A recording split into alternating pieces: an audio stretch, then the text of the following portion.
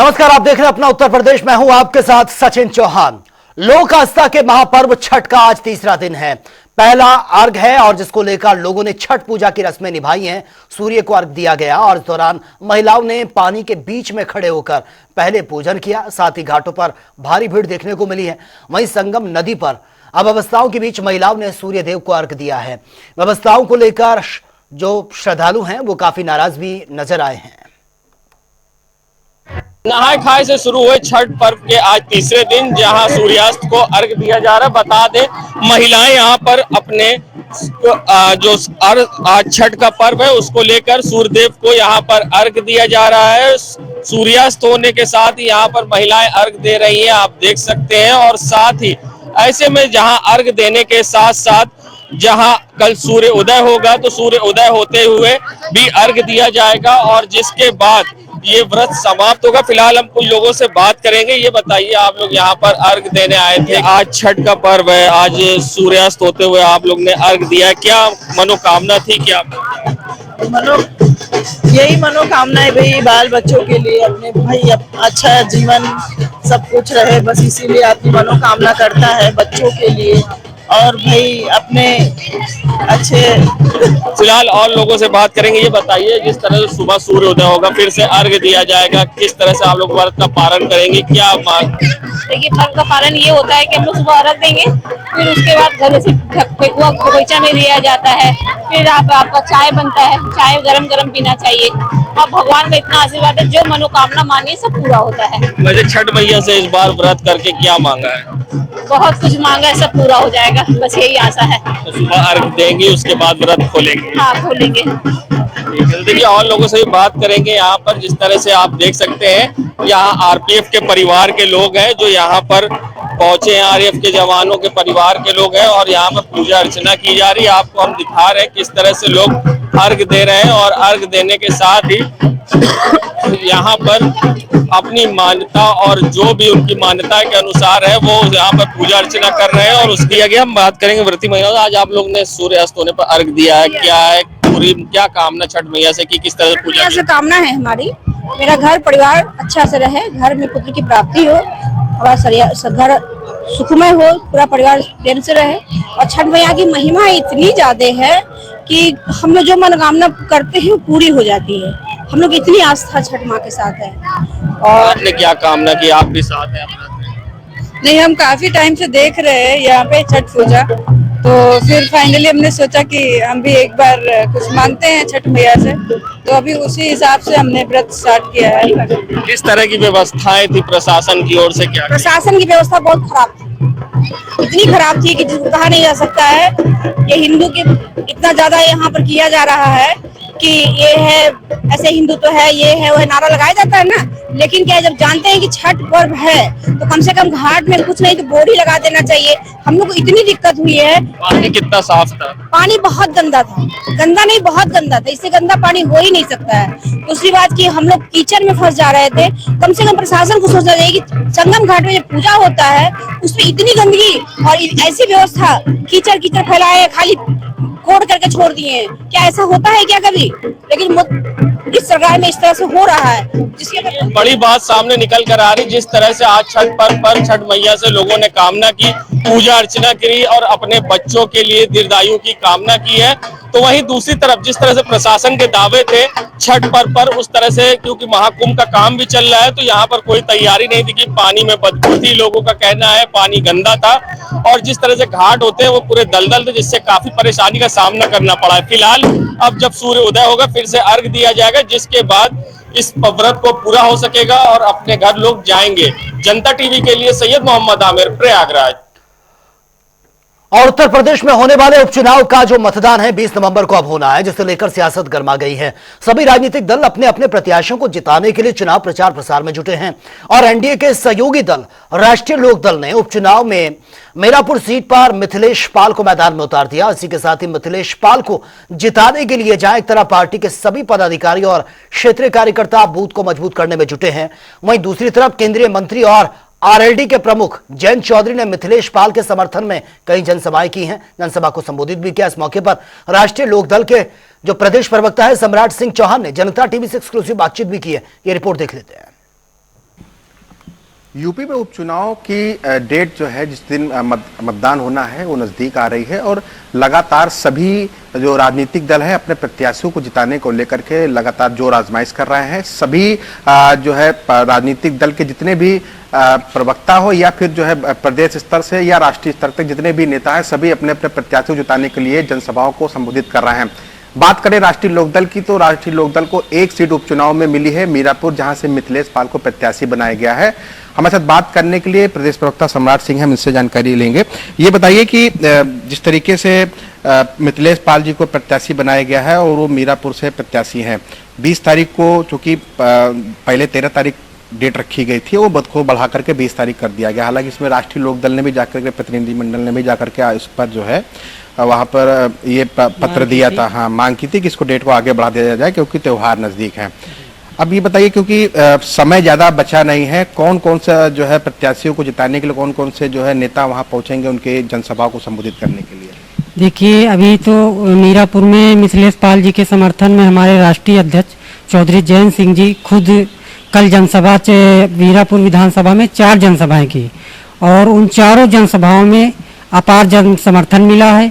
और वहां पर हमारे मिनिस्टर पहले से जो है अनिल कुमार जी पहले से वहां पर प्रभारी हैं उस विधानसभा पे। हमारे सारे विधायक वहां पर जो है उसमें मीरापुर विधानसभा पे काम कर रहे हैं, जन समर्थन मांग रहे हैं, जनता का आशीर्वाद ले रहे हैं और मुझे लगता है कि हम लोग उस सीट को जीतने में कामयाब होंगे। एक आरोप लग रहा था, अंदर खाने जो है चर्चा चल रही थी कि राष्ट्रीय लोकदल के कुछ कार्यकर्ता और पदाधिकारी ये आरोप लगा रहे थे कि जो प्रत्याशी मिथिलेश पाल को उतारा गया है मैदान में, ये कहीं ना कहीं बीजेपी के जो है नेता रही हैं, इनको जो है राष्ट्रीय लोकदल को जो सीट दी गई थी उस वहां से उनको प्रत्याशी क्यों बनाया गया? देखिए, ऐसा नहीं है और हमारा भी कोई भी कार्यकर्ता नाराज नहीं है। और रही बात मिथिलेश पाल जी की, तो मिथिलेश पाल जी चौथी बार राष्ट्रीय लोकदल के और चुनाव चिन्ह नल हैंडपंप के चुनाव चिन्ह पे चौथी बार चुनाव लड़ रही है। कोई हमारी नई कार्यकर्ता नहीं है, कोई बीजेपी की कार्यकर्ता कभी इधर उधर जो है नेताओं को कुछ न कुछ किसी कारणवश वो गई कुछ समय के लिए, लेकिन वो पहले भी राष्ट्रीय लोकदल की कार्यकर्ता थी और आज जब लड़ रही है तब भी वो राष्ट्रीय लोकदल की कार्यकर्ता, उनकी घर वापसी है क्योंकि वो चौथी बार हैंडपंप चुनाव चिन्ह पे चुनाव लड़ रही है मिथिलेश पाल जी। तो राष्ट्रीय लोकदल की वो पुरानी कार्यकर्ता थी और आज भी कार्यकर्ता है और वो जो है एक्स MLA भी रही हुई है, तो उनको अनुभव भी है। इस तरीके से वहां पर उनको जन समर्थन मिलने के चांस भी ज्यादा हैं क्योंकि वो वहां से वो विधायक भी रह चुकी है। और इन सब चीजों को देखते हुए हमारे राष्ट्रीय अध्यक्ष चौधरी जयंत सिंह जी ने यह निर्णय लिया कि मिथिलेश पाल जी को ही मैदान में उतारा जाए और उनके ही समर्थन में आशीर्वाद के रूप में कल हमारे राष्ट्रीय अध्यक्ष चौधरी जयंत सिंह जी समर्थन में जो है 4 जनसभाएं की और आगे भी जनसभाओं का सिलसिला जारी। शेड्यूल ऐसा बना है कि किस दिन जो है जयंत चौधरी जी और आगे भी जो है पहुंचेंगे वहाँ? आगे भी पहुंचेंगे, फिलहाल अभी डेट नहीं क्लियर हुई है, लेकिन जरूर जो है अभी भी और करीब 3 से 4 बार वो उस विधानसभा में जनसंपर्क करेंगे। इंडिया अलायंस के तहत सपा और कांग्रेस जो है वो कहा जा रहा है कि प्रदेश स्तर के जो नेता हैं वो एक साथ जो है कैंपेनिंग करेंगे, सभाओं को संबोधित करेंगे। सपा के समर्थन में जो है कांग्रेस भी मैदान में उतरेगी, इसका क्या फर्क पड़ेगा?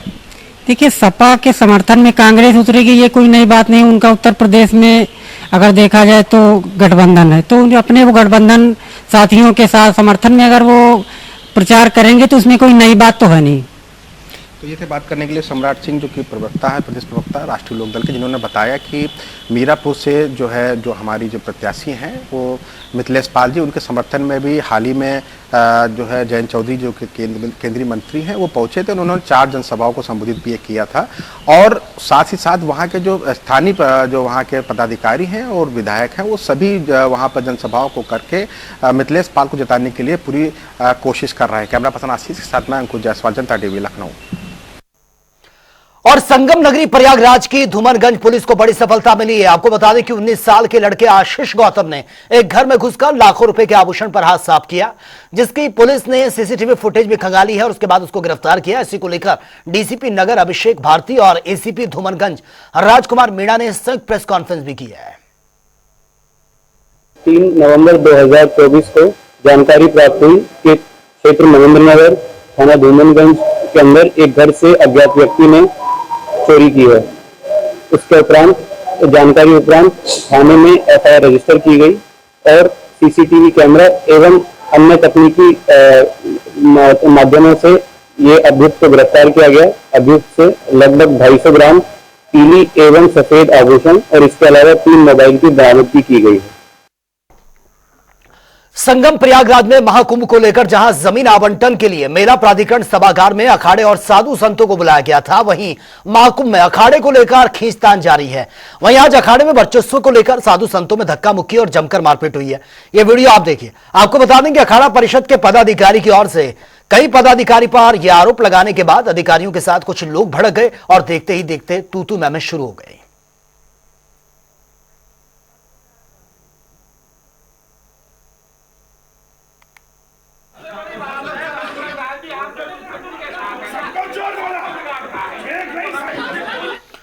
चलिए आगे बढ़ते हैं। छठ पूजा के पावन त्योहार को लेकर लोगों में उत्साह देखने को मिल रहा है। देश भर में लोक आस्था का प्रतीक यानी कि 4 दिवसीय छठ का पर्व मनाया जा रहा है। वहीं छठ पूजा के पहले दिन नहाय खाए और दूसरे दिन खरना और तीसरे और चौथे दिन सूर्य भगवान को अर्घ दिया जाता है और तीसरे दिन संध्या का अर्घ और साथ ही चौथे दिन सुबह यह अर्घ दिया जाता है। सौभाग्य मिला है यहाँ पर सतपुला पार्क में चिराग गांव में आकर संध्या अर्घ अर्पित करने का। छठ पर्व की आप सभी को बहुत बहुत शुभकामनाएं। सूर्य नारायण की कृपा आप पर बनी रहे, छठी मैया की कृपा आप पर बनी रहे, आपके जीवन में सुख शांति समृद्धि आरोग्यता आए, यही। तो जब इतनी संख्या में लोग आते हैं तो उन लोगों को उमस होने लगती है ये संख्या देख करके। अरे संख्या आप देखो न देखे, जो है वो है, लेकिन इतनी संख्या मिलकर के जमुना जी को, तालाब को, जो प्राकृतिक स्रोत हैं उनको साफ करती है, आपको उसकी चिंता नहीं है। मैं बहुत दुखद स्थिति में भी लोगों को छठ की शुभकामना देना चाहता हूं और प्रार्थना करता हूं कि कोई ऐसा व्यक्ति आए जो इन सारी चीजों को समझे और जमुना जी पर छठ हो, जमुना जी स्वच्छ हो। छठ पूजा का आज तीसरा दिन है। वहीं अगर देखा जाए, आप तस्वीरों में साफ तौर पर देख सकते हैं कि भारी संख्या में लोग यहाँ पे घाट पे आ रहे हैं और पूजा पाठ कर रहे हैं। वहीं अगर बात की जाए तो आज तीसरे दिन सूर्य अस्त के समय महिलाएं भगवान सूर्य देव को अर्घ देती हैं और उसके बाद विधि विधान से पूजा अर्चना करती हैं। धीरे धीरे जैसे सूर्य अस्त हो रहा है वैसे वैसे यहाँ पे संख्या बल बढ़ता जा रहा है। वही सबसे बड़ी चीज है कि इसके विषय में हम बात करने के लिए हमारे बीच में मौजूद है कुछ लोग, उन्हीं से जानेंगे आखिर कैसा लग रहा है। भैया अपना नाम और परिचय बता दीजिए। मैं अरविंद श्रीवास्तव, जिला संयोजक एनजीओ प्रकोष्ठ, भारतीय जनता पार्टी रायबरेली। अच्छा, आज छठ का तीसरा दिन है, कैसा लग रहा है, कहाँ पे आए हैं, क्या व्यवस्थाएं हैं? देखिए, लोक आस्था का ये पर्व है, विशेष रूप से ये बिहार और पूर्वांचल क्षेत्र में मनाया जाता है। अब तो ये पूरे देश में मनाया जा रहा है। रायबरेली में हमारे जितने भी बिहारी समाज के और पूर्वांचल के लोग हैं, सभी को मैं शुभकामनाएं देता हूं। और निश्चित रूप से यह पर्व एक ऐसा पर्व है जिसमें कि हम डूबते हुए सूर्य को अर्घ देते हैं, उसके बाद सुबह उगते हुए सूर्य को देते हैं। बहुत ही अच्छा पर्व है। इसका सबके अच्छी बात यह है कि इसमें पूरा परिवार निकल करके और एक नदी के किनारे पूजन पाठ करता है और मैं सभी को बहुत बहुत शुभकामनाएं देता हूँ। अच्छा, क्या लग रहा है जिला प्रशासन की तरफ से जो व्यवस्थाएं होनी चाहिए घाटों पे, क्या उस तरह की व्यवस्थाएं यहाँ पे देख रहे हैं? बहुत अच्छी व्यवस्था है। सबसे पहले मैं छठी माता के पर्व पे सभी श्रद्धालुओं को हार्दिक स्वागत अभिनंदन वंदन करता हूं और बहुत अच्छी व्यवस्था है और बहुत उत्साह लोगों के अंदर है। और आज जो है क्या कहते हैं, पूरा ये नदी के किनारे पूरा सैलाब उमड़ पड़ा है बिहारियों का। जैसे कि हम माता जी बैठे हैं, माता जी से बात करेंगे। माता जी, कुछ ना बता पाओगे ना, काहे? हमको कुछ पता नहीं ना। अच्छा, पूजा देखे आई हुई है? हाँ, जो कोई पूजा करे तो मैं घर में किराएदार रहे 10 साल। तो यहाँ व्यवस्था कैसी है? व्यवस्था बढ़िया, बढ़िया है। हाँ, व्यवस्था बहुत बढ़िया। जैसे कि यहाँ पे एक बुजुर्ग दादी हैं, उनसे अभी बात हुई, उन्होंने बताया कि उनके यहाँ किराएदार हैं, वो उनको लेके साथ में आई हैं। तो कुछ भी हो, अगर ऐसे में देखा जाए तो लगातार आप देख सकते हैं सूर्य सूर्यास्त का समय होते जा रहा है और लगातार लोगों का हुजूम बढ़ रहा है। वहीं लगातार अगर बात की जाए तो जिला प्रशासन की तरफ से जो घाटों पे व्यवस्थाएं होनी चाहिए, लोगों का कहना है कि वो पूरी तरीके से मुकम्मल है। वहीं अभी सूर्यास्त के समय महिलाएं सूर्यदेव की पूजा करके इस व्रत को कल सुबह प्रातः काल में सूर्यदेव को अर्घ देने के बाद समापन करेंगी। राहुल मिश्रा, जनता टीवी, रायबरेली। छठ पर्व की तैयारियां कई दिन से महिलाएं कर रही थी और आज सूर्यास्त के समय यहां पर महिलाओं का बहुत बड़ा जो अंबार है वो नजर आ रहा है। तादाद देखिए आप, ये दूर तक सब अर्ध जल इस समय लिए हुए हैं और इस समय जो सूर्यास्त का समय भी है, आप सामने देखेंगे तो सूर्यास्त का समय है और यही सबसे बेहतर समय है पूजा का। इसलिए महिलाएं अब आधे जल में उतर चुकी हैं अपने आराध्य अपने सूर्य को नमस्कार करने के लिए और अब यहाँ पर पूरी रात पूजा चलने वाली है। महिलाएं यहाँ पर अपनी श्रद्धा और विश्वास के साथ इस नदी के किनारे पर इकट्ठा हैं और पूरे जो महिलाएं हैं, कुछ हम उनसे बात भी करने की कोशिश करेंगे। कुछ जो महिलाएं यहाँ पर आई हुई हैं, मैम आप एक मिनट जरा हमसे बात करने के लिए इधर आ सकते हैं क्या तुम? तो ये वो महिलाएं हैं जो कई दिनों से तैयारियां करती हैं छठ पर्व की और खास बात यह है कि दिवाली के जाते ही छठ पर्व की तैयारियां शुरू हो जाती हैं। कहाँ से आए हैं आप लोग? हम लोग लखनऊ से ही हैं। आप लोग कहाँ से? हम बलिया से आए हैं। बलिया से आए हैं। पूर्वांचल के लोग ज्यादा नजर आ रहे हैं आज लक्ष्मण मेला मैदान पर। कब से तैयारियां चल रही थी? तैयारियां तो 3-4 दिन से ही चल रही है। यहाँ कब आए आप? यहाँ लखनऊ? नहीं, ये लक्ष्मण मेला मैदान कब आए थे? सुबह ही आ गए थे हम लोग। सुबह आए हैं आप लोग। तो देखिए ये वो महिलाएं हैं जो बहुत समय पहले से यहाँ पर आ जाते हैं और तैयारियों की बात की जाए तो इस बार शासन प्रशासन की तरफ से भी काफी तैयारियां की गई थी क्योंकि सामने आप देखेंगे कि ये नदी का किनारा है, गोमती नदी। इसको पहले से साफ करने की प्रक्रिया आज 15 दिन से चल रही थी। इसके बाद स्टील की रेलिंग लगी हुई है, जो ग्रीन आपको ये लाइन दिख रही है ये स्टील की रेलिंग है और इसके इधर ही महिलाओं को रहना है।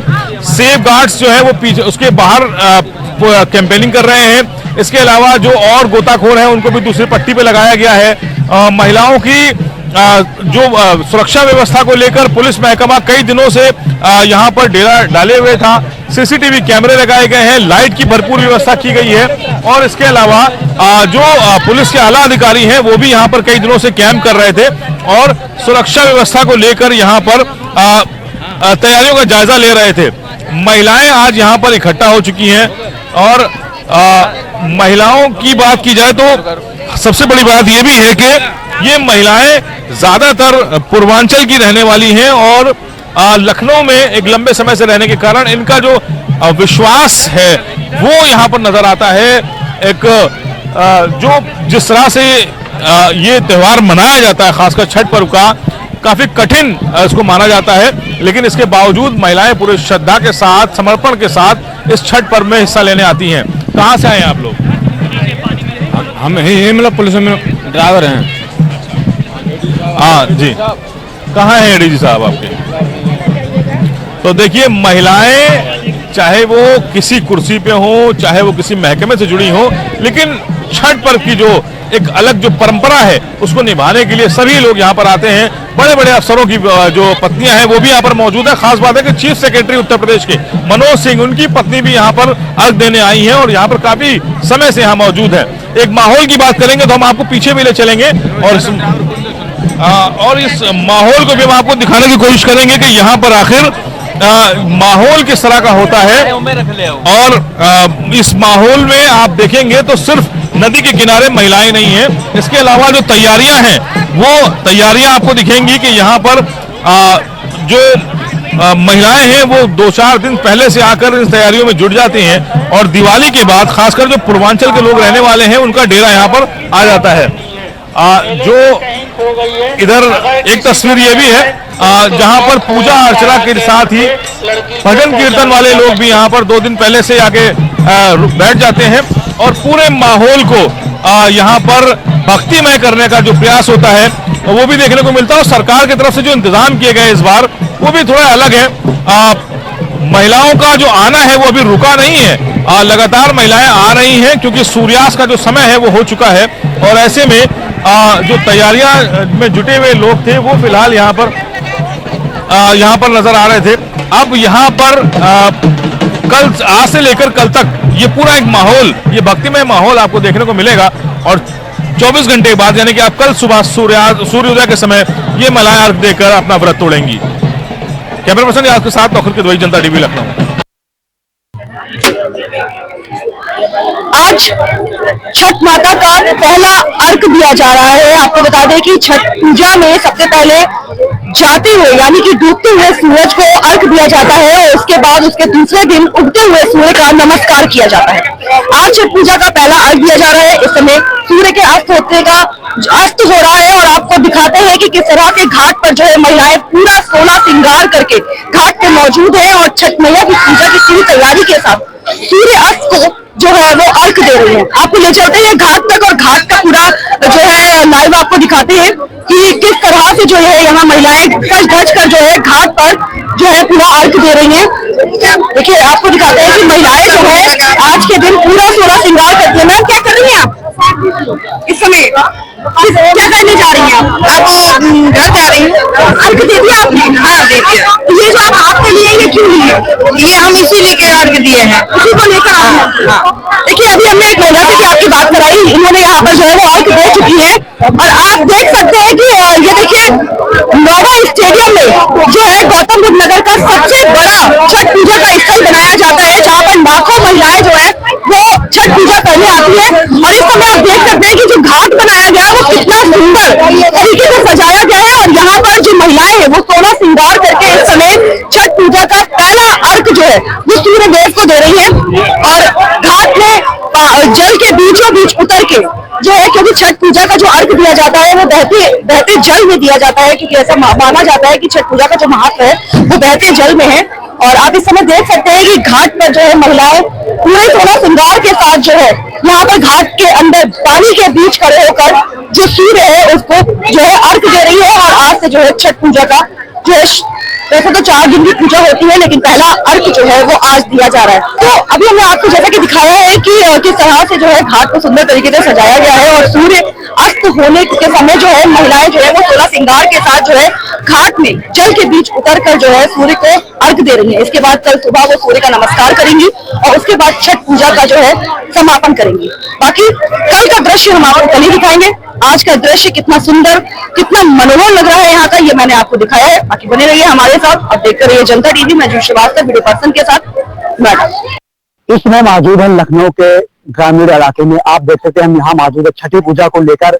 लखनऊ के इटौंजा थाना क्षेत्र के अंतर्गत ये जो गोमती नदी का पुल है, यहाँ पे आज छठी मैया का पूजा को लेकर यहाँ पे आप देख सकते हैं हमारे पीछे श्रद्धालु है जो आज पूजा कर रहे हैं, पूजा पाठ करने के लिए एक गोमती तट पे आए हुए हैं। ऐसे में देख सकते हैं हमारे पीछे जो माताएं हैं, पंडित जी हैं, पानी के गोमती नदी के अंदर खड़े होकर पूजा पाठ कर रहे हैं, अपने जीवन के लिए लंबी उम्र कामनाएं करती है। हालांकि आप देख सकते हैं यहाँ पे जो लगातार फल लगे हुए हैं पूजा पाठ में, लगातार यहाँ पे छोटी छोटी टोकरियां देख सकते हैं कि यहाँ पे जो टोकरी है उसमें छोटे छोटे सभी प्रकार के सब फल लगे हुए हैं यहाँ पर। यहाँ पे माताएं हैं देख सकते हैं आप पूजा कर रही हैं, पूजा पाठ कर रही हैं। ऐसे में लगातार हमारे साथ पंडित जी भी हैं, उनसे भी जानेंगे कि छठ पूजा को लेकर क्या महत्व है और कितनी मान्यता है, कितने दिनों से आप कर रहे हैं।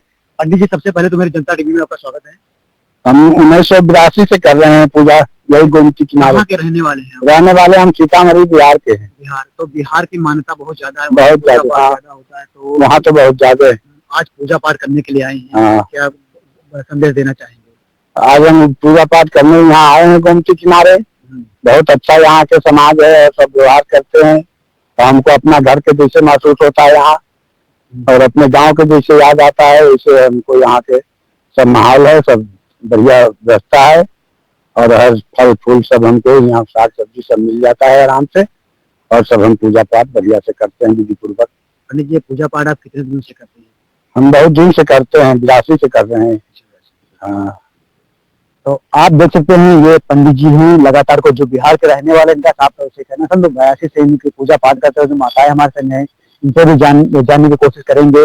माता जी देख सकते हैं लगातार गोमती नदी के अंदर जल में खड़ी हुई हैं और ये तो अपने हाथ में नारियल लिए हैं, अगरबत्ती लिए हैं और अपने आने वाले भविष्य और कामनाएं करते हैं। माता जी आप गोमती नदी तट पे खड़ी है, पानी में खड़ी है, किस तरह की मान्यता है आपकी? बहुत मानता है। आप आज पूजा पाठ करने आए हैं? हाँ, आज पूजा। हाँ। अच्छा। तो आप देख सकते हैं ये माता जी थी जो लगातार नंगे पाँव महकर पानी के गोमती नदी के तट पे खड़ी हैं, लगातार अपनी आगे भविष्य में जीवन में सुख शांति की कामना करती हैं और लगातार इनका जीवन में आने की खुशियां भी सौगात प्राप्त करने के आप देख सकते हैं, फल फूल भी लगे हैं, यहाँ पर पूजा हुआ है और लगातार ऐसे में देखने वाली बात यह होगी जो कल पूजा पाठ करेंगे, ऐसे में लगातार जो खुशी बनी है। मैं लखनऊ से संवाददाता राज, BKT लखनऊ।